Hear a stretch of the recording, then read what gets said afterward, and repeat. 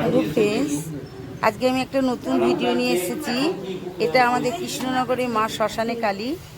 এখানে মা খুব জাগ্রত। আজকে কৌশিকী অমাবস্যা, তার জন্য এখানে পুজো দিতে আসছে সবাই, সমস্ত ভক্তরা, মায়ের ভক্তরা।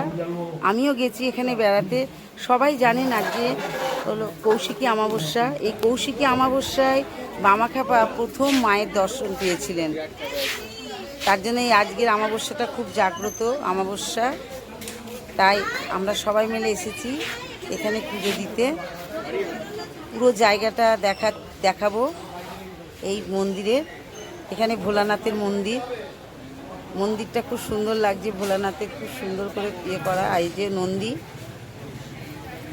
আর পুরো জায়গাটা দেখাচ্ছি। আর পেছনে নদী আছে, জলঙ্গি নদী। এইদিকের এটা হলো বিশ্রামাগার। ওই যে নদীটা দেখা যাচ্ছে, প্রচুর গাছপালা আছে এখানে। আকাশে খুব সুন্দর লাগছে আকাশটাকে দেখতে।